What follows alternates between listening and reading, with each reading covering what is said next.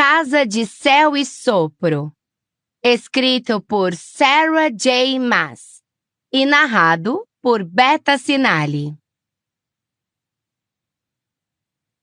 Prólogo. Sophie tinha sobrevivido por 2 semanas no campo de extermínio Kavala. 2 semanas e os guardas, todos lobos ferais, ainda não tinham sentido o seu cheiro. Tudo tinha transcorrido de acordo com um plano. O fedor concentrado depois de dias enfornada no vagão de gado cobrira o cheiro característico de seu sangue. Também a disfarçou quando marcharam com ela e os demais entre os prédios de tijolos do campo. Um novo inferno e um pequeno exemplo do que os Asteri planejavam fazer se a guerra continuasse. 2 semanas ali e aquele fedor tinha impregnado sua pele, enganando até mesmo o olfato aguçado dos lobos. Mais cedo, no café da manhã, ficara a poucos metros de um guarda e nem assim ele a farejou. Uma pequena vitória, uma que até então aceitaria com prazer. Metade das bases rebeldes da Ophian tinha caído, mas cairiam em breve. Agora existiam apenas 2 lugares para ela. Ali e o porto de Servast, seu destino naquela noite. Sozinha, mesmo a pé, Sophie podia ter facilmente conseguido. Uma vantagem incomum de alternar entre as identidades humana e Vanir, e de ser uma entre os poucos humanos que fizeram a descida.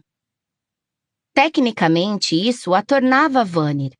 Garantia a Sophie uma vida longa de muitas vantagens, que sua família humana não tinha e jamais teria. Talvez não tivesse se interessado em fazer a descida caso seus pais não a tivessem encorajado. Com as habilidades de cura que poderia ganhar, a família teria proteção extra em um mundo feito para matar sua espécie. Assim, Sophie o fez, às escondidas, em um centro de descida altamente ilegal localizado em um beco, onde um sátiro pervertido foi sua âncora e entregou sua prima Lux, o preço do ritual. Desde então, havia passado anos aprendendo a usar sua humanidade como um manto, interno e externo. Podia ter todos os traços dos Vanir, mas jamais seria Vanir. Nem gostaria de ser. Não no coração, não na alma. Mas naquela noite, Sophie não se importou em deixar um pouco do monstro à solta. Não seria uma viagem fácil, e as formas agachadas atrás dela na lama diante da cerca de arame farpado não ajudariam. 5 meninos e 6 meninas reunidos por Emil, o irmão de 13 anos de Sophie, que agora os vigiava como um pastor a um rebanho. Emil tinha tirado todos das camas com a ajuda de um gentil sacerdote do sol humano, que estava servindo de sentinela no galpão a 10 metros. As crianças tinham a pele acinzentada, macilenta, olhos grandes demais, sem esperança. Sophie não precisava conhecer suas histórias. Provavelmente eram as mesmas que a dela. Pais humanos rebeldes que ou tinham sido pegos ou delatados. Os dela tiveram o segundo destino. Pura sorte tinha mantido Sophie longe das garras dos lobos ferais até então. 3 anos antes, estava estudando até tarde na biblioteca da universidade com os amigos. Quando chegou em casa, depois da meia-noite, viu as janelas quebradas e a porta da frente estilhaçada. Uma pichação na lateral da casa simples de subúrbio. Rebeldes de merda. E começou a correr. Só podia agradecer a Urd pelo fato de que o lobo feral na porta da frente não a vira. Mais tarde, confirmou que os pais estavam mortos. Torturados até o fim brutal, ou pela corça, ou por seu esquadrão de elite, formado de lobos ferais interrogadores. O relatório que Sophie levou meses para conseguir enquanto escalava a hierarquia da Ophian também revelou que seus avós tinham sido recolhidos ao chegar ao campo de Bracos, no norte, e alvejados em uma fila com outros idosos, reduzidos a corpos abandonados para definhar em uma cova coletiva.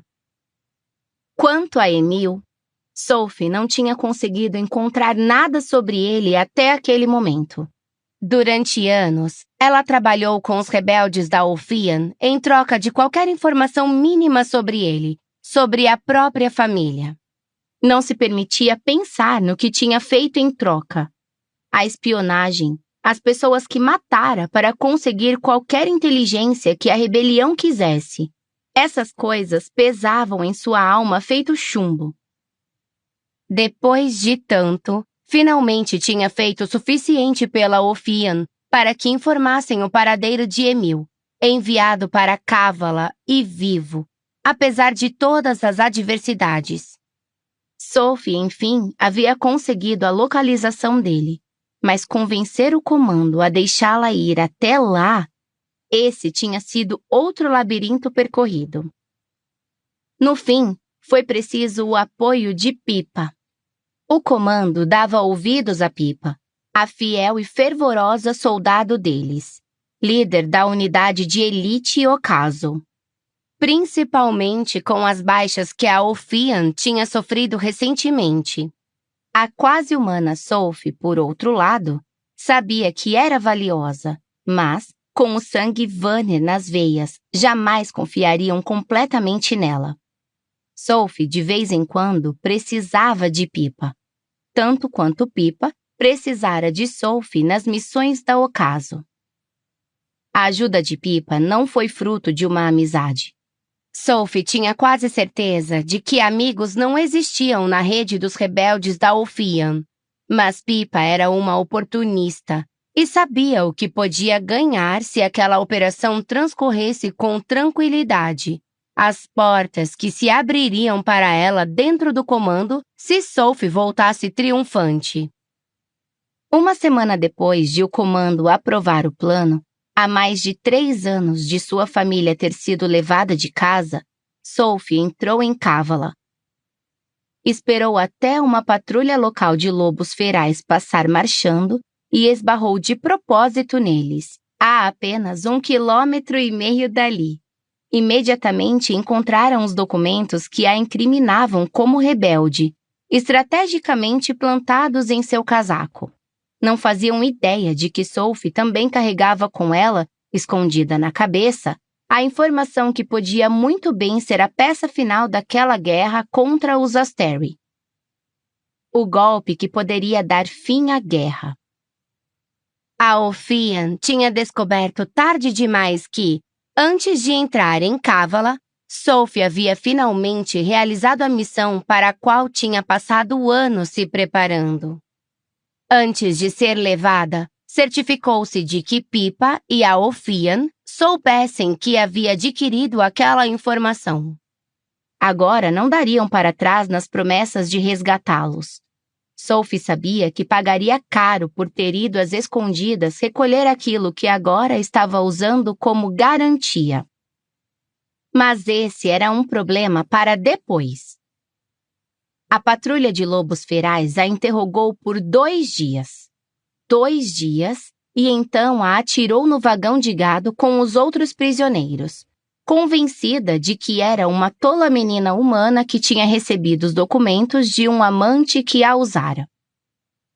Jamais imaginou que seu bacharelado em teatro seria útil, que ouviria a voz de seu professor preferido criticando sua atuação enquanto alguém arrancava as suas unhas, que fingiria uma confissão com toda a sinceridade que um dia tinha levado ao palco. Sophie se perguntou se o comando sabia que havia usado as mesmas habilidades de interpretação com eles. Isso também não era problema dela, pelo menos não até o dia seguinte. Naquela noite, tudo o que importava era o plano insensato e desesperado que lhe renderia frutos.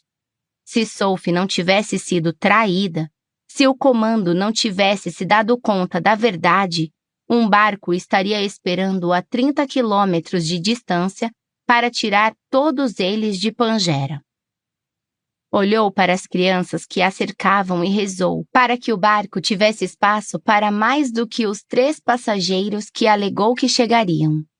Sophie havia passado 1,5 semanas em Kavala, esperando por apenas um lampejo do irmão, um indício de onde ele poderia estar no vasto campo. E então, poucos dias antes, o avistou esperando na fila da comida. Fingiu um tropeço para disfarçar o choque, a alegria e a tristeza. Estava tão alto, tanto quanto o pai deles. Era todo braços e pernas magricelas, muito diferente do menino saudável de 13 anos que deveria ser.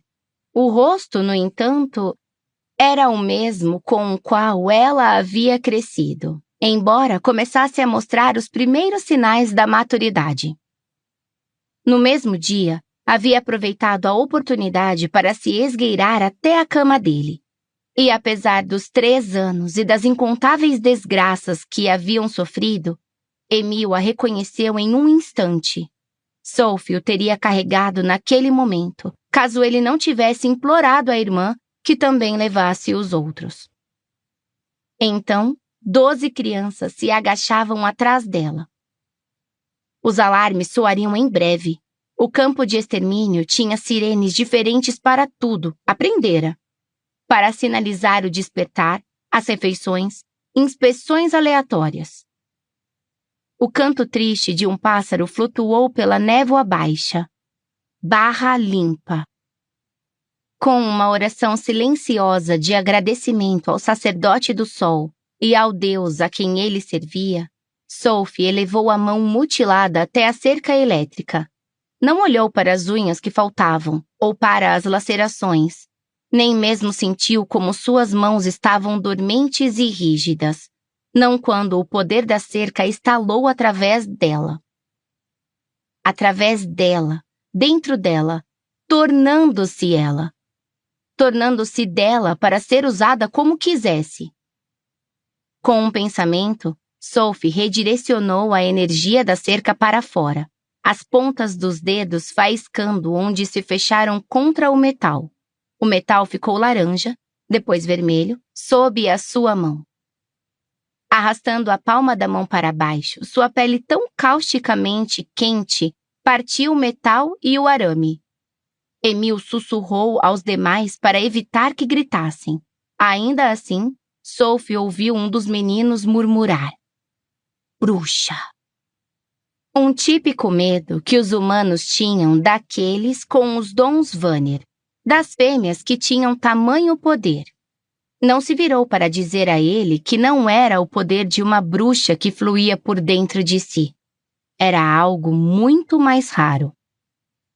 O solo frio recebeu sua mão quando Sophie rasgou o que restava da cerca e afastou as 2 abas, mal larga o suficiente para que passasse.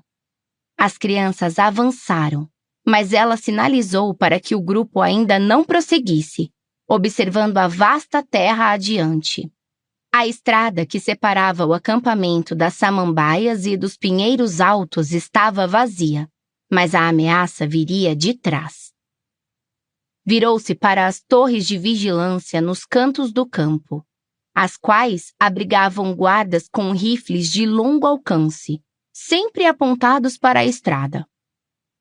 Sophie respirou fundo, e o poder que havia absorvido da cerca mais uma vez vibrou em seu corpo. Do outro lado do acampamento, os holofotes se estilhaçaram com uma chuva de faíscas que fez os guardas se virarem em sua direção, gritando. Sophie afastou mais a cerca, seus braços em um esforço evidente, o metal rasgando suas palmas, enquanto suplicava às crianças: "Corram, corram, corram!" Pequenas silhuetas, em uniformes cinza claro, surrados e manchados, e visíveis demais sob a lua quase cheia, correram pela cerca, chegando ao outro lado da estrada lamacenta até as samambaias densas e o barranco íngreme além delas. Emil foi o último a atravessar antes de Sophie, O corpo mais alto e ossudo dele ainda um choque para ela, tão brutal quanto qualquer poder que conseguisse usar. Sophie não se permitiu pensar nisso. Correu em seu encalço, fraca devido à falta de comida, ao trabalho árduo e à desgraça de drenar a alma que era aquele lugar. Lama e pedras cortaram seus pés descalços, mas a dor pareceu distante quando viu os 12 rostos pálidos espiando das samambaias. Rápido, rápido, rápido! Sussurrou. A van não esperaria muito mais.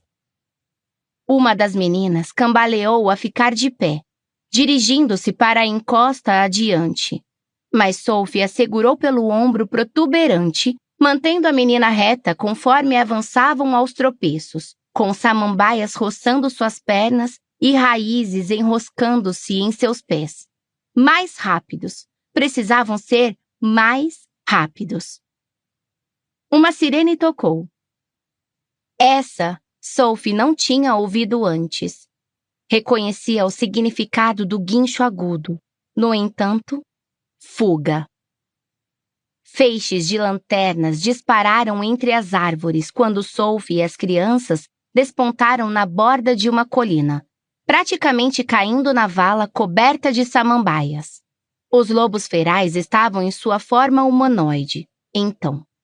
Ótimo! Os olhos deles não eram tão aguçados no escuro. Péssimo, porque significava que estavam carregando armas. A respiração de Sophie falhou, mas ela se concentrou, lançando seu poder para trás. As lanternas esmaeceram. Nem mesmo Prima Lux se sustentava contra seu poder. Gritos de vozes masculinas, cruéis, se elevaram. Sophie correu para a frente do grupo e Emil ficou para trás para se certificar de que ninguém fosse esquecido. Seu peito transbordou com orgulho, mesmo com o terror que sentia. Sabia que jamais voltariam para o campo com vida se fossem pegos. Com os músculos das coxas queimando, Sophie correu para escalar a lateral íngreme da vala. Não queria pensar no que as crianças estavam sofrendo. Não quando as pernas de joelhos protuberantes delas mal conseguiam mantê-las de pé. O grupo chegou ao alto da colina no mesmo instante em que os lobos ferais uivaram, um som animalesco escapando de gargantas humanoides.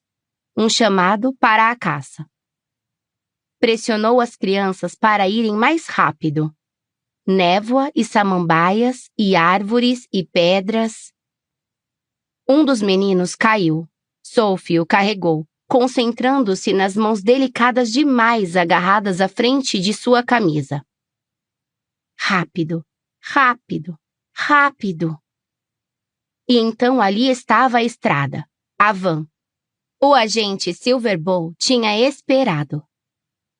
Ela não sabia o seu nome verdadeiro. Tinha se recusado a saber, embora Sophie tivesse uma boa ideia de quem ele era. No entanto, sempre seria Silver para ela. E ele tinha esperado. Disse que não esperaria. Disse que a Ophian o mataria por abandonar sua missão atual. Pipa o mataria. Ou ordenaria que um de seus soldados da ocaso o matasse. Ainda assim, tinha vindo com Sophie à cávala. Tinha se escondido durante aquelas 2 semanas, até Sophie mandar a onda de Prima Lux na noite anterior para dizer a ele que estivesse ali em 24 horas. O único sinal que havia ousado fazer com os Vanir espreitando o campo de extermínio. Dissera que não usasse os poderes, mesmo que tornasse aquilo muito mais seguro e mais fácil. Ele ficaria drenado demais para a fuga, e Sophie precisava dele com força total naquele momento. Sob o luar, o rosto de Silver estava pálido acima do uniforme imperial que tinha roubado, seu cabelo penteado para trás com gel como o de qualquer oficial engomadinho. Fez uma careta para Emil. Então para as outras 11 crianças, visivelmente calculando quantas poderiam caber na discreta van branca. Todos! disse Sophie, enquanto corria para o veículo, com a voz áspera. Todo, Silver! Silver entendeu. Sempre a entendia. Saltou para fora do carro com uma graciosidade sobrenatural e abriu as portas de trás. Um minuto depois, espremida contra Silver na frente da van, sentindo seu calor a aquecendo através das roupas em frangalhos. Sophie mal conseguia tomar fôlego conforme acelerava. O polegar de Silver roçava o ombro dela repetidas vezes, como se para se assegurar de que estava ali, de que tinha conseguido. Nenhuma das crianças falava. Nenhuma chorava. A van disparava noite adentro e Sophie se perguntava se ainda eram capazes de chorar. Levaram 30 minutos para chegar à cidade portuária de Servest. Sophie estava encostada em Silver, que, mesmo enquanto corria pela estrada de campo sinuosa e esburacada, fez questão de que as crianças encontrassem a comida nas sacolas que tinha escondido na traseira. Havia o suficiente para 3, mas elas sabiam fazer uma refeição miserável render. Certificou-se de que Sophie também se alimentasse. 2 semanas no acampamento tinham quase a destruído. Não entendia como as crianças haviam sobrevivido por tantos meses. Anos. O irmão tinha sobrevivido por 3 anos. Enquanto viraram em uma curva acentuada, Silver falou baixinho. A Corsa está perto. Eu recebi um relatório esta manhã de que está em Alcine. Uma pequena cidade a menos de 2 horas dali, na qual se encontrava um dos armazéns vitais ao longo da Espinha, a rede ferroviária norte-sul que fornecia munição e suprimentos às tropas imperiais. Nossos espiões indicaram que ela estava se dirigindo para cá. O estômago de Sophie se revirou, mas ela se concentrou em vestir as roupas e os sapatos que Silver tinha trazido para ela trocar. Então vamos torcer para chegarmos à costa antes. A garganta dele estremeceu. Ela ousou perguntar. Pipa? Silver contraiu a mandíbula. Ele e Pipa estavam competindo por uma promoção na hierarquia interna do comando havia anos.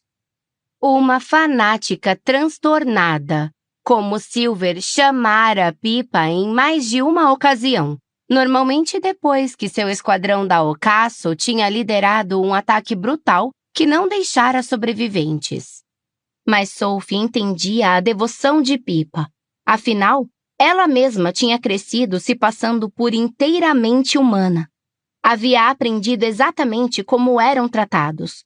Como Pipa provavelmente tinha sido tratada pelos Vanner a vida inteira.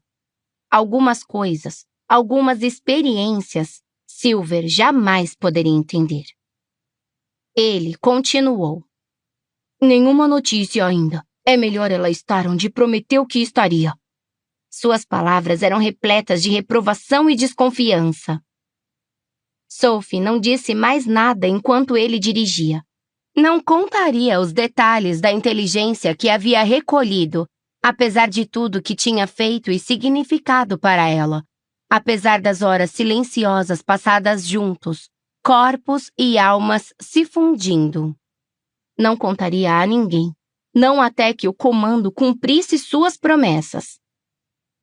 Os Asteri provavelmente tinham percebido o que ela havia descoberto. Com certeza tinham mandado a Corsa à sua procura para impedi-la de contar a mais alguém. Ainda assim, a ameaça mais imediata vinha dos lobos ferais que se aproximavam a cada quilômetro que percorriam em direção a Servest, como cães perseguindo um cheiro.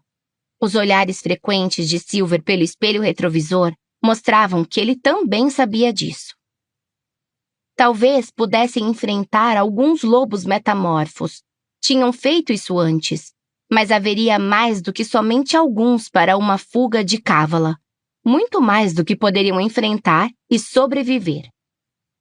Havia se preparado para essa situação. Entregara seu cristal com para o comando antes de entrar em Cávala. aquela única linha preciosa de comunicação com a espiã mais valiosa deles. Sabia que manteriam seguro o pequeno pedaço de quartzo, assim como Silver manteria Emil seguro. Ele lhe dera sua palavra. Quando saíram da van, uma névoa cobria o estreito cais de Servast, contorcendo-se sobre as águas do mar Haldren, frias e escuras como a noite. Neblina entremeava pelas antigas casas de pedra da cidade portuária, a Primalux piscando dos poucos postes sobre as ruas de paralelepípedos. Nenhuma luz brilhava por trás das janelas fechadas. Nem sequer um carro ou pedestre se movia nas sombras e na névoa densas. Era como se as ruas de Servast tivessem sido esvaziadas em antecipação à sua chegada, como se os cidadãos, a maioria pescadores pobres, tanto humanos quanto Vanir, aliados à Casa das Muitas Águas, tivessem se entocado. Algum instinto berrando que a névoa não deveria ser desbravada. Não naquela noite. Não com lobos ferais à espreita. Silver foi à frente, seu cabelo escapando sob a touca que vestira, sua atenção desviando de um lado para o outro, a arma a fácil alcance ao lado do corpo. Ela o vira matar eficientemente com seu poder, mas às vezes com uma arma era mais rápido. Emil se manteve próximo de Sophie conforme se espreitaram pelas ruas erodidas pelo tempo, entre mercados vazios. Conseguia sentir olhos fixos nela por trás das cortinas fechadas, mas ninguém abriu uma porta para oferecer ajuda. Sophie não se importava, contanto que aquele barco estivesse onde fora informada que ele esperaria. O mundo podia ir para o inferno. Misericordiosamente, o Boldgraven estava parado ao final de um longo pier de madeira 3 quarteirões adiante, letras prateadas contrastantes contra o casco preto. Alguns focos de Primalux brilhavam nas janelas do pequeno barco a vapor, mas o convés permanecia quieto. Emil arquejou, como se aquela fosse uma visão de Luna. Sophie rezou para que os outros barcos da Ulfian estivessem esperando depois do porto para fornecer apoio, exatamente como o comando tinha prometido em troca da valiosa vantagem que fora até o campo de extermínio obter. Não importava para eles que a valiosa vantagem fosse o próprio irmão. Só importava o que contara que o menino conseguia fazer. Sophie observou as ruas, o cais, o céu. O poder que carregava nas veias pulsou no ritmo do seu coração. Uma contrabatida, um tambor de osso, uma badalada da morte, um aviso. Precisavam ir agora. Avançou, mas a mão larga de Silver agarrou seu ombro. Eles chegaram, disse, com seu sotaque do norte. Com os sentidos aguçados, conseguia detectar os lobos melhor do que ela. Sophie observou os telhados inclinados, os paralelepípedos, a neblina. A que distância? O rosto de Silver foi tomado por pesar. Todo lugar. Estão na porra toda. Apenas 3 quarteirões os separavam da salvação. Gritos ecoavam pelas pedras a 1 quarteirão de distância. Ali! Ali! O tempo de uma batida do coração para decidir. Uma batida do coração e Emil parou, com um medo luminoso nos olhos escuros. Chega de medo. Chega de dor. Sophie chiou para Silver. Fuja! Silver pegou a arma, mas Sophie empurrou a mão dele para baixo, aproximando-se de seu rosto. Leve as crianças para o barco e fuja! Vou segurar os lobos e encontro você lá! Algumas das crianças já estavam correndo para o pier. Emil esperou. Fuja! Disse para Silver de novo. Ele acariciou a bochecha de Sophie, o mais suave afago, e saiu correndo atrás das crianças, rugindo para o capitão ligar os motores. Nenhum deles sobreviveria se não partissem naquele momento. Virou-se para Emil. Entre naquele barco! Os olhos dele, os olhos da mãe deles, se arregalaram. Mas como você vai...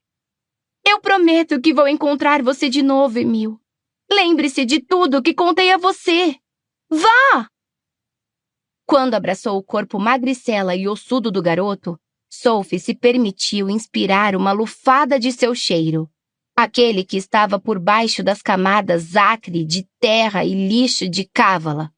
Emil cambaleou para longe ao notar o poder que se acumulava na ponta de seus dedos. Antes de correr de vez para o barco, seu irmão disse baixinho: Faça com que eles paguem! Sophie fechou os olhos, se preparando, reunindo poder. Luzes se apagaram no quarteirão ao redor. Quando os abriu para a escuridão recém-descoberta, Emil tinha chegado ao pier.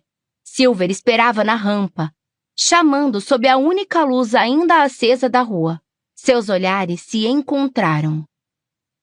Assentiu uma vez, esperando que o gesto deixasse transparecer tudo o que havia dentro de seu coração, e mirou na direção dos uivos dos lobos ferais. Sophie correu direto para os feixes dourados dos faróis de 4 carros estampados com o símbolo dos Asteri, SPQM, e a coroa de 7 estrelas. Todos apinhados de lobos ferais usando uniformes imperiais, armas em punho. Imediatamente, viu a fêmea de cabelos dourados parada casualmente na frente do conversível militar. Uma gargantilha prateada brilhava no pescoço. A corça. A metamorfa Servídia estava num conversível e tinha 2 franco-atiradores ao seu lado, com rifles apontados para Sophie. Mesmo no escuro, o cabelo de Lídia Servos brilhava acima do lindo rosto, impassível e frio. Olhos âmbar se fixaram em Sophie, iluminados com uma diversão arrogante. Triunfo. Sophie virou uma esquina antes de os disparos estalarem como trovão. Os grunhidos dos lobos ferais da corça ressoaram na névoa às suas costas conforme corria para dentro de Servest, para longe do porto, do barco e das crianças, de Emil. Silver não podia usar o próprio poder para buscá-la. Não tinha ideia de onde ela estava. A respiração de Sophie saía entrecortada conforme corria pelas ruas vazias e sujas. Um disparo da buzina do barco ecoou pela noite nebulosa, como uma súplica para que se apressasse. Em resposta, meia dúzia de uivos sobrenaturais ressoaram atrás dela, todos se aproximando. Àquela altura, alguns tinham assumido a forma de lobo. Garras trovejavam contra a calçada próxima, e Sophie trincou os dentes, entrando em outro beco, seguindo para o único lugar em que todos os mapas estudados sugeriam que ela poderia ter uma chance. A buzina do navio disparou de novo, um último aviso de que partiria. Se ao menos se embrenhasse um pouco mais na cidade, mais adentro... Presas rangeram atrás dela. Siga em frente, não apenas para longe dos Vanir ao seu encalço, mas dos atiradores no chão, esperando pelo alvo desimpedido. Da corça, que devia saber a informação que Sophie levava. Sophie supôs que deveria se sentir lisonjeada, porque a própria corça tinha vindo supervisionar a batida. A pequena praça do mercado surgiu adiante, e Sophie disparou para a fonte no centro, direcionando um fio de seu poder direto para ela, atravessando pedra e metal até jorrar água, um geyser cobrindo a praça do mercado. Lobos batiam na água quando apareciam das ruas do entorno, se metamorfoseando quando a encurralaram. No centro da praça alagada, Sophie parou. Em sua forma humana, os lobos usavam uniformes imperiais. Pequenos dardos prateados brilhavam em seus colarinhos. Um dardo para cada espião rebelde capturado. Seu estômago se revirou. Apenas um tipo de lobo feral tinha aqueles dardos prateados. A guarda particular da corça. A maior elite entre os metamorfos. Um apito soou pelo porto. Um aviso. Talvez um adeus. Então Sophie saltou na beira da fonte e sorriu para os lobos que se aproximavam. Não a matariam. Não quando a corça estava esperando para interrogar Sophie. Uma pena que eles não sabiam o que Sophie era de verdade. Nem humana, nem bruxa. Então liberou o poder que tinha acumulado no cais. Estalos de energia se enroscaram na ponta de seus dedos e entre as mechas de seu cabelo castanho curto. Um dos lobos ferais finalmente entendeu, fazendo a ligação entre o que estava vendo com os mitos que os Vanir sussurravam para seus filhos. "Ela é um pássaro-trovão, porra!" Rugiu o lobo no exato momento em que Sophie liberou o poder reunido na água que já inundava a praça. A água batia na canela dos lobos ferais. Não tinham a menor chance. Sophie se virou na direção do cais quando a eletricidade parou de serpentear sobre as pedras, mal reparando nas carcaças fumegantes e parcialmente submersas. Os dardos de prata nos colarinhos deles brilhando de tão incandescentes. Outro apito. Ainda conseguiria chegar ao pier. Sophie saiu espirrando a água pela praça inundada, seu fôlego irregular na garganta. O lobo feral estava apenas parcialmente certo. Ela era parte pássaro-trovão.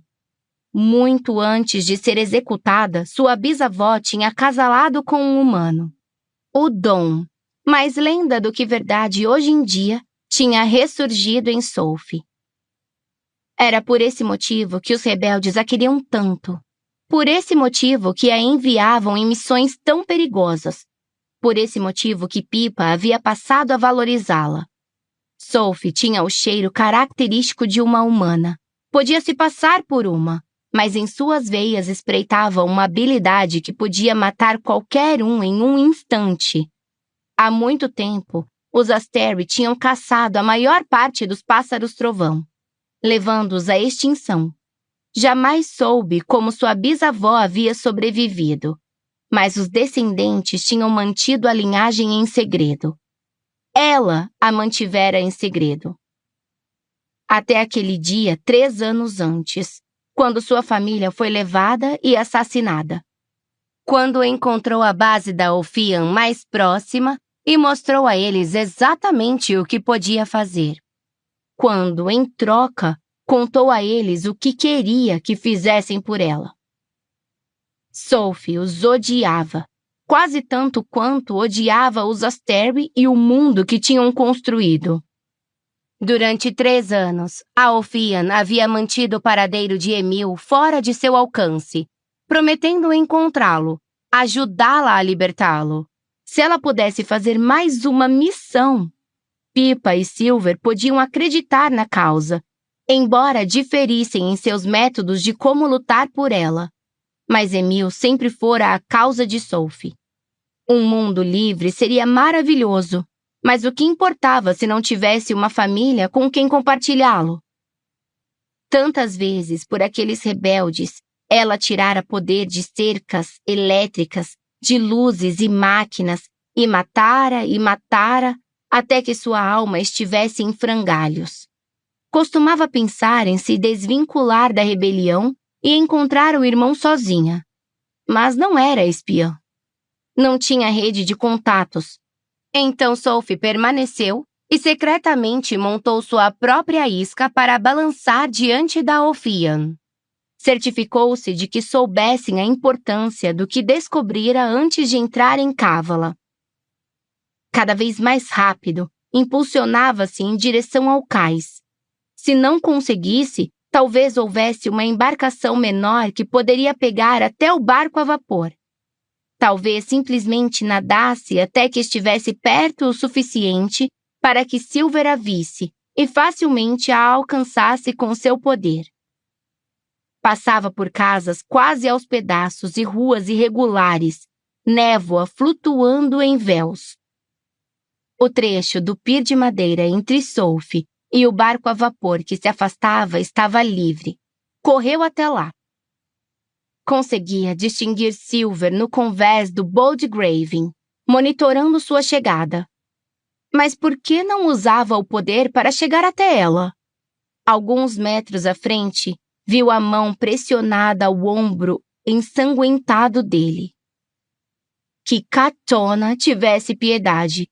Silver não parecia gravemente ferido, mas Sophie teve a sensação de que sabia com que tipo de bala ele havia sido atingido.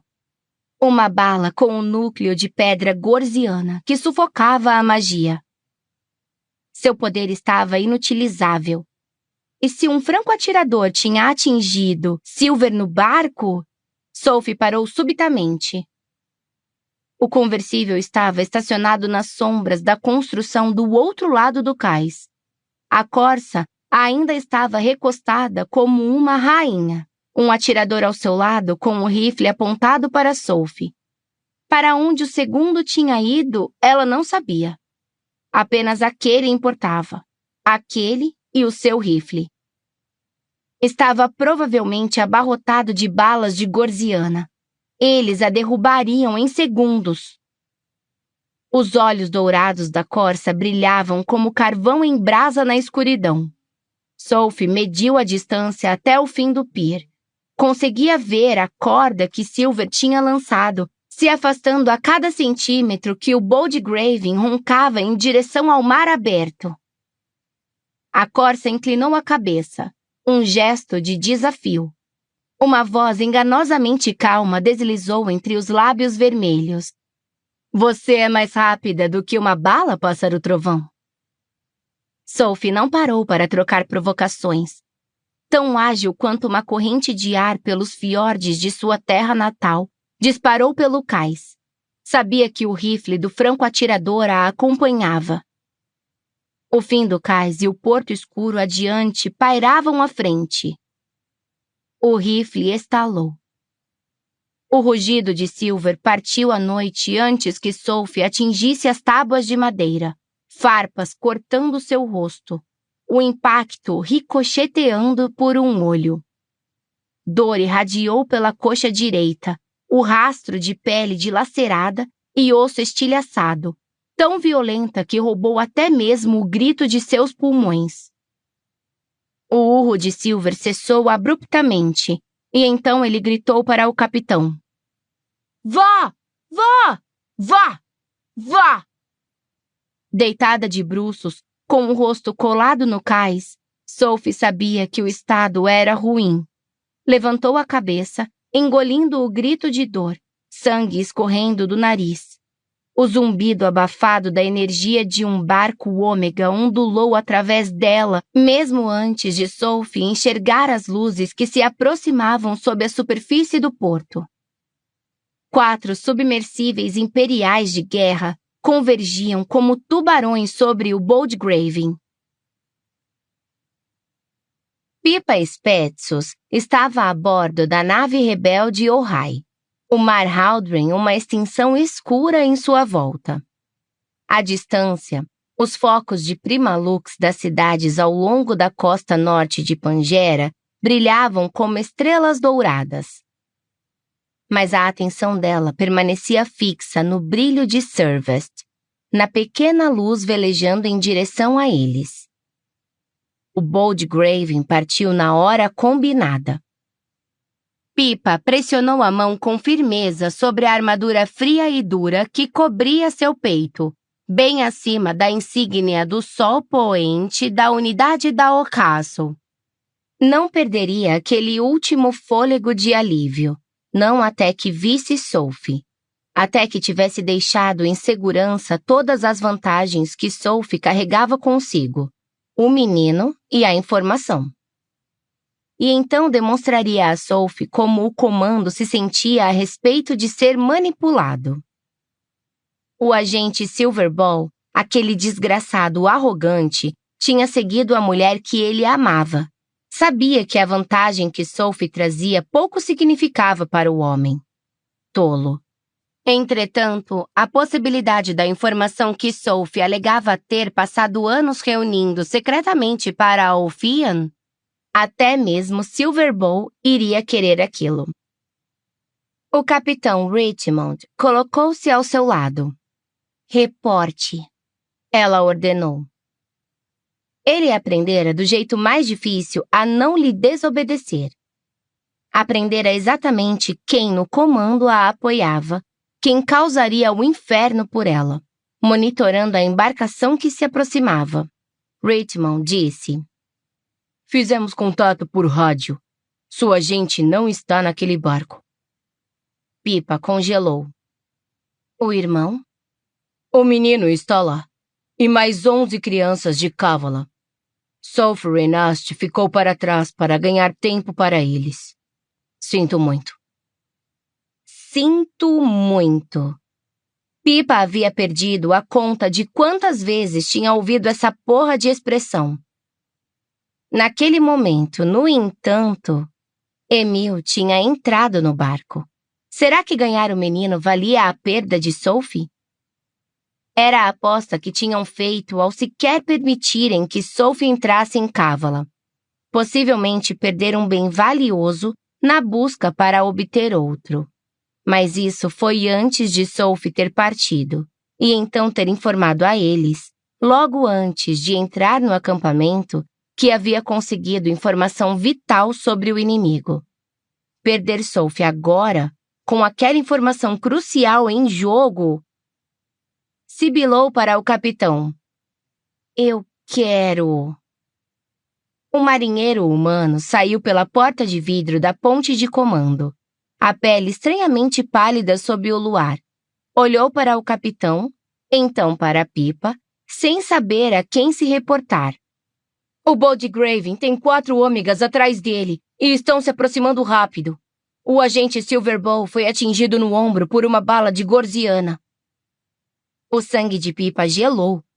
Silverball seria inútil com uma gorziana no corpo. Eles preferem afundar o barco a deixar aquelas crianças fugirem. Ainda não tinha se tornado tão insensível aos horrores daquele mundo a ponto de seu estômago não se revirar. O capitão Richmond xingou baixinho. Pipa ordenou: prepare os atiradores. Mesmo que as chances de eles sobreviverem a um ataque dos ômegas fossem mínimas, poderiam fornecer uma distração. O capitão resmungou em concordância, mas o marinheiro que tinha vindo correndo da ponte de comando arquejou e apontou. No horizonte, cada uma das luzes de Servest estava se apagando. A onda de escuridão varria o continente. Que inferno!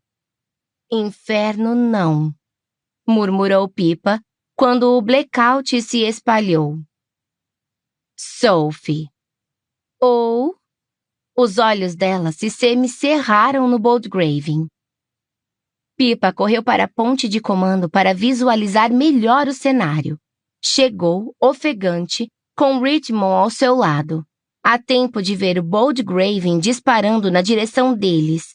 As luzes submersas dos 4 barcos ômega piscando atrás, se aproximando. No entanto, conforme chegavam, uma poderosa luz branca disparou sobre a superfície, envolvendo seus longos braços em torno do ômega mais próximo. A luz branca saltou para longe um momento depois, voando para o barco seguinte. Nenhuma luz de submergível brilhava em seu encalço. No radar, diante da claridade, o barco ômega sumiu. Pelos deuses! Falou Richmond. Algo assim, era o que Pipa queria dizer. Era o estranho dom de Sophie. Não apenas eletricidade, mas o poder da Prima Lux também. Qualquer tipo de energia era dela para que comandasse, para sugar para dentro de si. O povo de Sophie tinha sido caçado até a extinção pelos Asteres séculos antes por causa desse dom poderoso e inconquistável. Ou era o que parecia.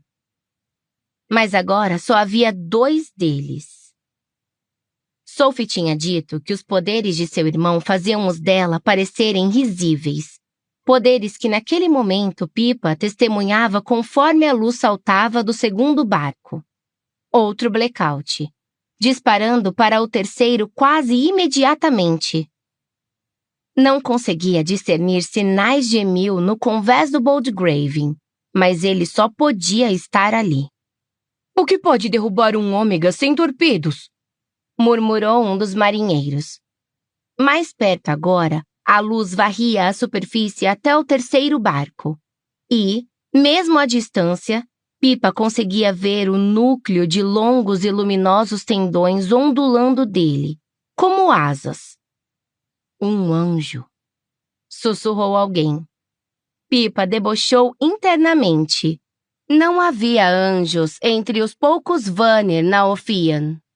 Se fosse como Pippa queria, não existiria nenhum Vanir entre eles, exceto por aqueles como Sophie. Poderes de Vanir, mas alma e corpo humanos.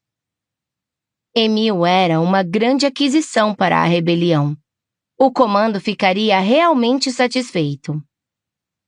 O terceiro submergível ômega escureceu, sumindo nas profundezas de Cornanquim. O sangue de Pippa vibrou diante da terrível glória daquilo. Restava apenas um ômega. Vamos lá, sussurrou Pippa. Vamos lá. Muita coisa dependia daquele barco. O equilíbrio da guerra podia depender daquilo. 2 torpedos de enxofre disparados do ômega restante! Gritou um marinheiro. Mas a luz branca engolfou o ômega, quilômetros de Primalux lançando o último barco em uma espiral até um abismo de água. E então um salto para fora, um chicote de luz iluminando as ondas acima da embarcação até se tornarem turquesa, o braço de alguém se esticando. Um marinheiro relatou, rouco, com espanto e antecipação em cada palavra. Torpedos de enxofre desapareceram do radar! Sumiram! Apenas as luzes do Boldgraven restavam, como estrelas opacas em um mar de escuridão. Comandante Spetsos? Perguntou Richmond. Pippa ignorou Richmond e saiu pisando forte até o calor interno da ponte de comando, puxando um par de binóculos de longo alcance, de um gancho logo na entrada. Em segundos, ela estava fora, no convés açoitado pelo vento novamente, os binóculos apontados para o Boldgraven. Emil estava de pé ali, mais velho, mas sem dúvida a mesma criança das fotos de Sophie. Não passava de uma figura esguia sozinha na proa. Encarava o cemitério de água conforme passavam por ali. Então, a terra adiante. Lentamente caiu de joelhos. Sorrindo consigo mesma, Pippa voltou a visão nos binóculos e olhou na direção da escuridão de Pangera. Deitada de lado, com o bater das ondas no cais e o pingar de seu sangue na superfície sob as tábuas de madeira como os únicos sons que conseguia ouvir, Sophie esperava para morrer.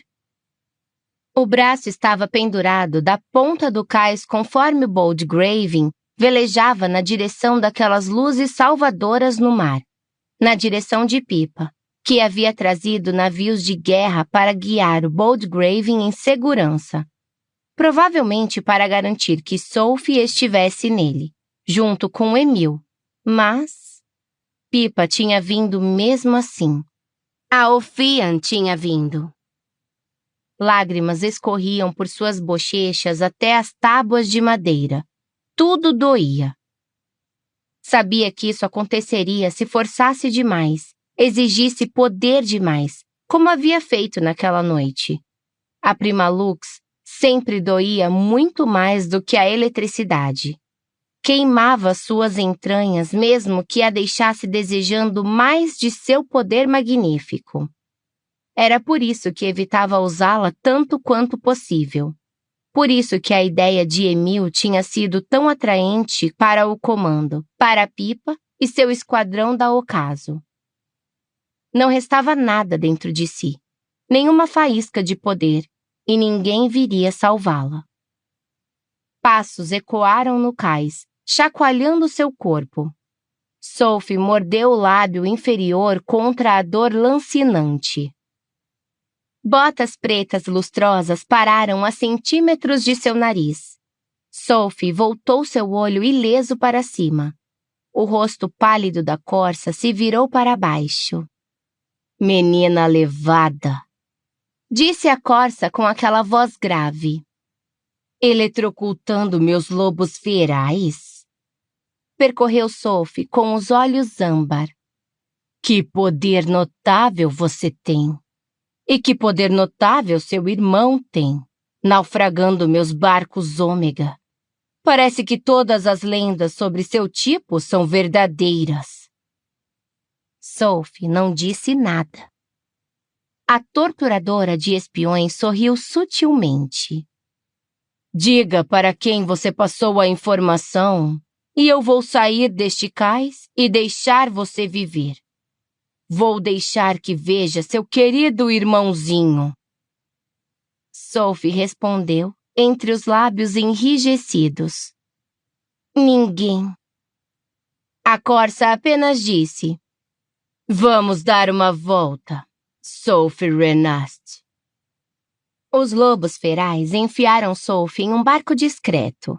Ninguém falou enquanto zarpavam. 1 hora depois, o céu clareou. Somente quando estavam longe da margem, não mais uma sombra escura no céu noturno, a corça ergueu a mão. Os motores pararam e o barco ondulou na água. De novo, aquelas botas lustrosas na altura dos joelhos se aproximaram de Sophie. Fora amarrada, algemas de gorziana presas em seus pulsos para sufocar seu poder. A perna tinha ficado dormente com a agonia. Com um aceno para um lobo, a corça ordenou que Sophie fosse colocada de pé. Sophie reprimiu o grito de dor. Atrás dela, outro lobo abriu a porta para a popa, expondo a pequena plataforma que se projetava atrás do barco. A garganta de Sophie se fechou. Como seu irmão desferiu tal morte a uma profusão de soldados imperiais, esta será uma punição adequada para você, disse a corça, passando para a plataforma, não parecendo se importar com a água batendo em suas botas.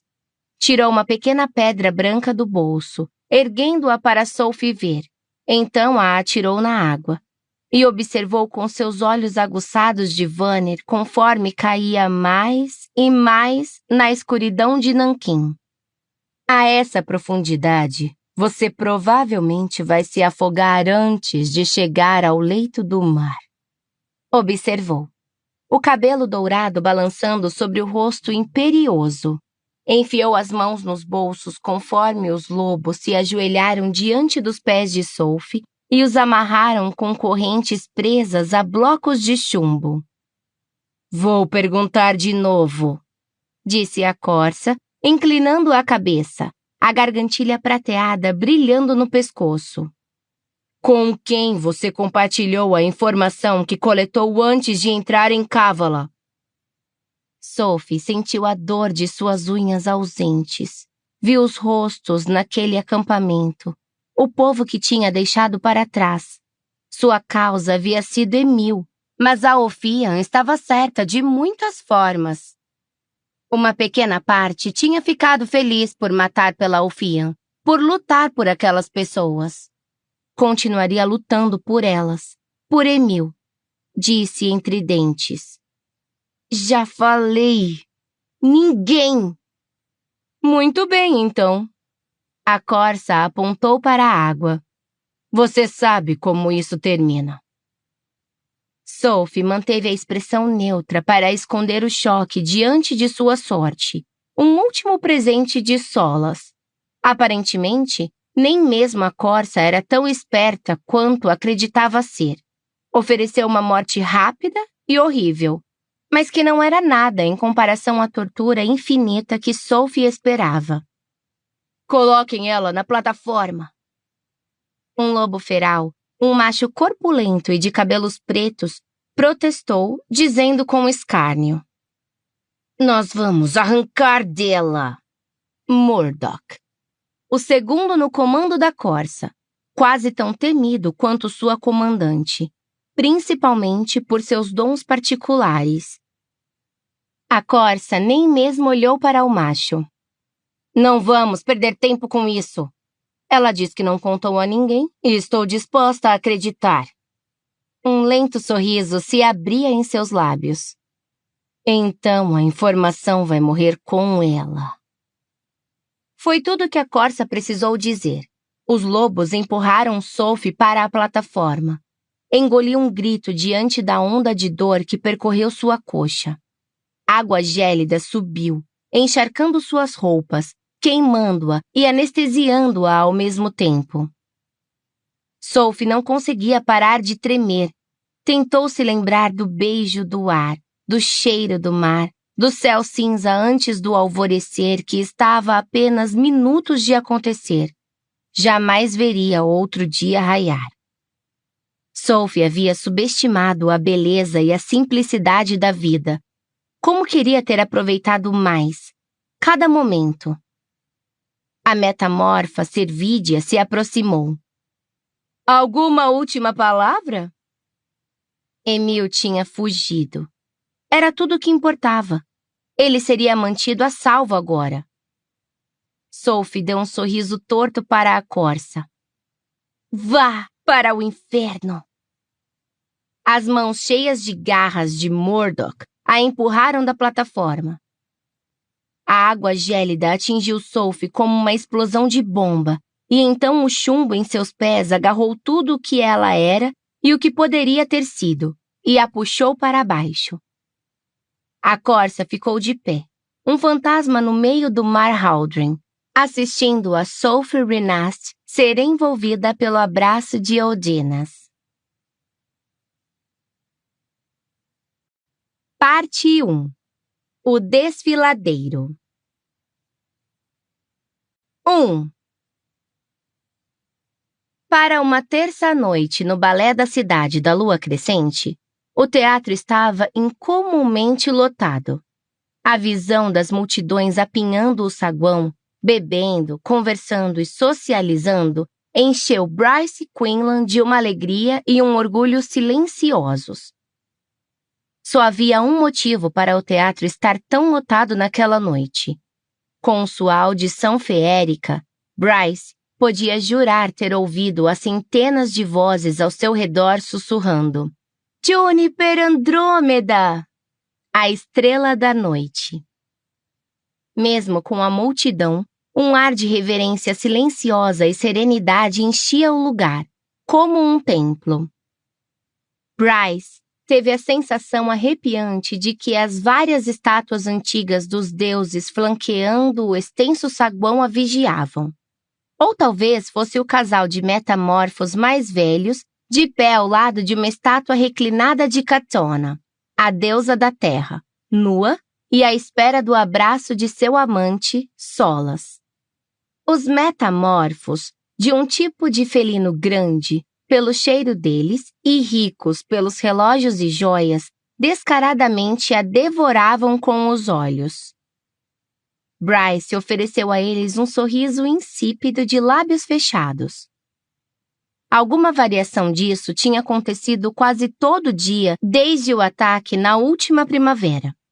As primeiras investidas haviam sido arrasadoras, de dar nos nervos, as pessoas se aproximando dela, chorando em gratidão.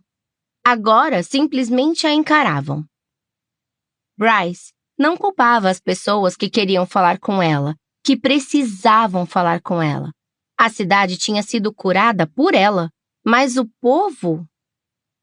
Multidões já estavam mortas quando a sua prima Lux irrompeu por Lunathium. Hunt tivera sorte. Estava dando seus últimos suspiros quando a prima Lux o salvou. 5.000 outras pessoas não tiveram a mesma sorte. As famílias delas não tiveram a mesma sorte. Tantos barcos escuros flutuavam pelo Istros até as névoas do Quarteirão dos Ossos, que pareciam um bando de cisnes pretos. Hunt tinha carregado Bryce até o céu para ver o cenário horrível. Os cais ao longo do rio tinham ficado apinhados de gente, os choros de luto se elevando até as nuvens baixas para onde ela e Hunt haviam voado. Hunt simplesmente a segurou mais forte e voou com os dois para casa. "Tire uma foto!" gritava Amber Quinlan de onde estava para os metamorfos, ao lado de um torso de mármore de Odinas se elevando das ondas, os seios fartos da deusa do oceano empertigados e os braços erguidos. "Só 10 marcos de ouro. 15 se vocês quiserem aparecer." "Porra, mãe!" murmurou Bryce. Amber estava de pé com as mãos no quadril, deslumbrante, com um vestido de seda cinza e uma pashmina. "Por favor, não!" Amber abriu a boca como se fosse dizer outra coisa para os metamorfos repreendidos, que agora corriam na direção da escada leste, mas o marido a interrompeu. "Eu concordo com Bryce", disse Randall, estonteante com o terno azul marinho. Amber voltou os olhos escuros, transtornados para o padrasto de Bryce, o único pai até onde Bryce se importava. Mas Randall apontou para um longo friso atrás deles. "Aquele ali me lembra de Athalar." Bryce arqueou uma sobrancelha, grata pela mudança de assunto, e se virou para onde apontara. Ali, um poderoso macho feérico estava equilibrado sobre uma bigorna, o martelo apontado para o alto em um punho, relâmpago estalando do céu, preenchendo o martelo e fluindo na direção do objeto do destino do golpe, uma espada. A placa simplesmente dizia: "Escultor desconhecido. Palmira, cerca de 125 VE." Bryce pegou o celular e tirou uma foto, abrindo a troca de mensagens entre ela e Hunt Athalar é melhor no solebol do que eu. Não podia negar. Tinham ido para o campo de solebol local em uma tarde ensolarada na semana anterior para jogar, e Hunt havia prontamente ganhado de lavada. Ele mesmo mudou o nome do contato dele no telefone de Bryce quando estavam voltando para casa. Com alguns movimentos de dedos, a foto disparou para o éter, junto com a legenda: "Algum parente perdido seu?" Deslizou o celular para a bolsa-carteira e encontrou sua mãe o observando. "O que foi?" murmurou Bryce. Mas Amber apenas indicou o friso. "Quem ele retrata?" Bryce verificou a pequena inscrição no canto inferior direito. Só diz: "A forja da espada." A mãe olhou para a gravura parcialmente desbotada. "Em que língua?" Bryce tentou manter a postura relaxada. "Na velha língua dos feéricos." "Ah!" Amber contraiu os lábios, e Randall sabiamente deslizou entre a multidão para observar uma estátua imponente de Luna apontando o arco para o céu, 2 cães de caça aos pés e um cervo tocando seu quadril com um focinho. "Você continuou fluente nele?" "É", disse Bryce, então acrescentou: "Já teve sua utilidade." "Imagino que sim." Amber prendeu uma mecha do cabelo preto atrás da orelha. Bryce se moveu para o friso seguinte que pendia do teto distante por fios quase invisíveis. Este é das primeiras guerras. Observou o baixo relevo entalhado na extensão de 3 metros de mármore. É sobre... Bryce se controlou para se manter inexpressiva. O quê? Amber se aproximou da representação de um exército de demônios alados, descendo do céu sobre um exército celestial reunido na planície abaixo. Este é sobre os exércitos do inferno chegando para conquistar Midgard durante as primeiras guerras, concluiu Bryce, tentando manter a voz indistinta, bloqueando o lampejo de garras e presas e asas encouraçadas, o estrondo do rifle ressoando por seus ossos, os rios de sangue nas ruas, os gritos e mais gritos e... Era de se imaginar que este aqui seria uma peça popular ultimamente, observou Randall, reunindo-se a elas para analisar o friso. Bryce não respondeu. Não gostava muito de discutir os eventos da última primavera com os próprios pais, principalmente não no meio de um saguão de teatro lotado. Randall indicou com o queixo as inscrições. O que diz esta aqui? Bastante ciente de que sua mãe notava cada piscar de olhos que dava, Bryce manteve sua postura casual conforme lia o texto na velha língua dos feéricos. Não que estivesse tentando esconder o que tinha passado. Ela falara com a mãe e o pai sobre isso algumas vezes, mas sempre resultava em Amber chorando ou tagarelando sobre os Vanner que tinham trancado tantos inocentes do lado de fora, e o peso de todas as emoções da mãe, além das dela. Era mais fácil, Bryce já havia percebido, não mencionar o assunto, permitir-se falar sobre aquilo com Hunt, ou extravasar nas aulas de dança de Madame Kira 2 vezes por semana. Passos pequenos até estar pronta para a terapia guiada de verdade, como Juniper ficava sugerindo, mas as 2 coisas ajudaram imensamente. Bryce silenciosamente traduziu o texto. Esta é uma peça de uma coleção maior, provavelmente uma que teria percorrido o exterior de um prédio inteiro, cada placa contando uma parte diferente da história. Esta parte aqui diz...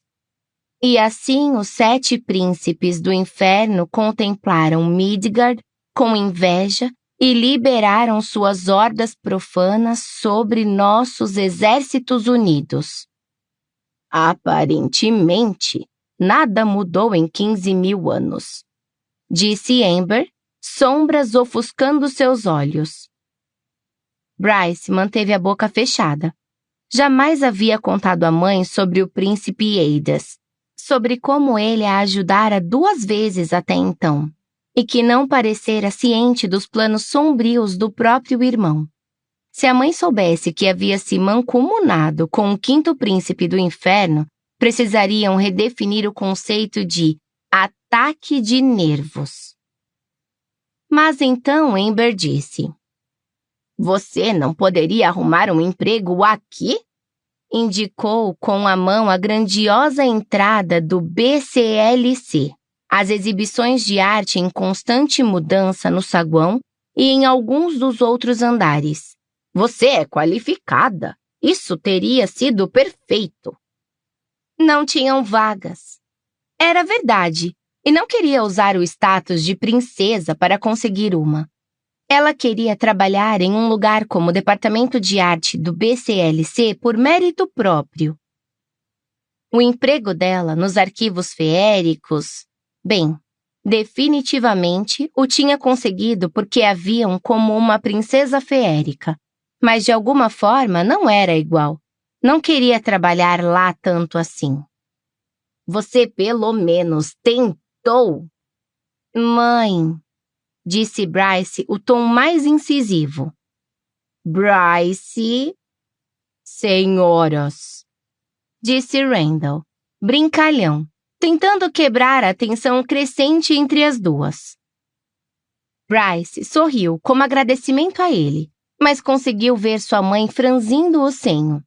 Suspirou para os lustres com um padrão de raios estelares acima da multidão reluzente. Tudo bem, mãe. Desembucha. Desembuchar o quê? Perguntou Amber inocentemente. Sua opinião sobre meu trabalho. Bryce trincou os dentes. Durante anos você me encheu por ser assistente, mas agora que estou fazendo uma coisa melhor, não é bom o bastante? Aquele não era mesmo lugar de discutir, não com um bando de gente perambulando com os ouvidos ao alcance delas, mas estava farta. Amber não pareceu se importar ao dizer: não é que não seja bom o bastante. O problema é onde fica o trabalho. Os arquivos féricos operam independentemente dele. Ah, é? Porque eu me lembro dele se gabando que era basicamente sua biblioteca pessoal. Bryce falou em tom embargado. Mãe, a galeria acabou. Eu preciso de um emprego. Me perdoe se o trabalho corporativo das 9 às 17 horas não está disponível para mim agora, ou que o departamento de arte do BCLC não está contratando. Eu não entendo por que você não poderia arranjar alguma coisa com Jesiba. Ela ainda tem aquele armazém. Com certeza precisa de ajuda com o que quer que faça lá. Bryce se segurou para não revirar os olhos. Depois de um dia do ataque à cidade naquela primavera, Jesiba tinha limpado a galeria e os preciosos volumes que constituíam tudo o que restava da antiga grande biblioteca de Pardos. A maioria das outras peças de Jesiba estava agora em um armazém, muitas em caixas, mas Bryce não tinha ideia de para onde a feiticeira tinha transportado os livros de Pardos, um dos poucos resquícios do mundo humano antes da chegada dos Asteri. Bryce não ousara questioná-la sobre o atual paradeiro deles. Era um milagre que os Asteri não tivessem recebido uma denúncia anônima sobre a existência dos livros contrabandeados. Tem um limite para a quantidade de vezes que eu posso pedir um emprego sem parecer que eu estou implorando. E não podemos permitir que uma princesa faça isso. Ela perderá conta de quantas vezes dissera à mãe que não era uma princesa. Não queria ser. E o rei outonal também não queria que fosse porra nenhuma. Não tinha falado com o babaca desde a última vez em que fora visitá-la na galeria, logo antes de Bryce confrontar Micah, quando revelou qual poder percorria suas veias. Era difícil não olhar para o peito dela, onde a frente de seu translúcido vestido azul pálido mergulhava até logo abaixo dos seus seios, exibindo a marca em forma de estrela entre eles. Ainda bem que as costas eram altas o bastante para esconder o chifre tatuado ali, como uma cicatriz antiga. A marca branca contrastava fortemente com a pele sardenta e reluzente. Não tinha sumido durante os 3 meses desde o ataque à cidade. Bryce não sabia quantas vezes surpreendera a mãe encarando a estrela desde que chegara na noite anterior. Um grupo de fêmeas lindas, ninfas da floresta pelo cheiro de cedro e musgo, passou entremeando taças de champanhe nas mãos. Bryce abaixou a voz. O que você quer que eu diga? Que vou me mudar de volta para sua casa em Nídaros e fingir ser normal? Por que é tão ruim ser normal? O lindo rosto da mãe brilhava com um fogo interior que jamais recuava, jamais se extinguia. Eu acho que Hunt gostaria de morar aqui. Hunt ainda trabalha para a 33ª, mãe, disse Bryce. Ele é o segundo em comando, porra. E ainda que diga que adoraria morar em Nídaros, Para agradar você, não pense por um minuto que ele fala sério. Entregou o rapaz sem piscar, Afirmou Randall, enquanto mantinha a atenção em uma placa de informação próxima. Antes que Bryce pudesse responder, Amber disse: Não pense que eu não reparei que as coisas entre vocês estão esquisitas. É óbvio que podia contar com a mãe para mencionar 2 dos assuntos mais desconfortáveis para ela no espaço de 5 minutos. Como assim? Vocês estão juntos, mas não juntos, disse Amber, diretamente. Qual é a dessa situação? Não é da sua conta. E realmente não era. Como se a tivesse ouvido, o celular de Bryce na bolsa-carteira vibrou. Puxando-o, olhou para a tela. Hunt tinha respondido: Eu só posso torcer para um dia ter o abdômen assim. Bryce não conseguiu segurar o meio sorriso quando olhou de volta para o macho feérico musculoso no friso antes de responder. Eu acho que você tem alguns músculos a mais do que ele, na verdade. Não me ignore, Bryce Adelaide Quinlan. O telefone vibrou de novo, mas não leu a resposta de Hunt ao dizer à mãe: Você pode, por favor, parar e não mencione essa história quando Hunt chegar. A boca de Amber se abriu, mas Randall disse: De acordo. Nada de interrogatório sobre emprego ou romance quando Hunt chegar. A mãe franziu a testa, desconfiada, mas Bryce falou: Mãe, só pare, está bem? Eu não me incomodo com o meu emprego, e a coisa entre Hunt e eu é o que nós 2 concordamos. Estou bem. Vamos deixar assim. Era uma mentira. Quase. Realmente gostava do emprego. Muito. A ala particular dos arquivos feéricos abrigava um tesouro de artefatos antigos que tinham sido seriamente negligenciados durante séculos e necessitavam de pesquisa e catalogação para serem enviados em uma exibição de viagem na primavera seguinte.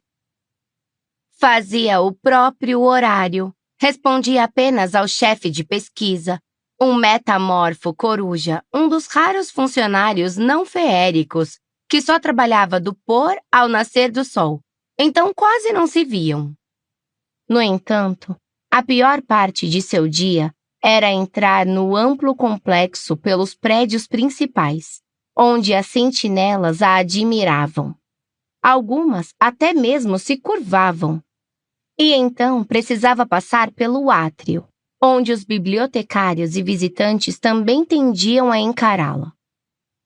Todo mundo ultimamente a encarava, e ela detestava essa porra. Mas Bryce não queria contar nada disso à mãe.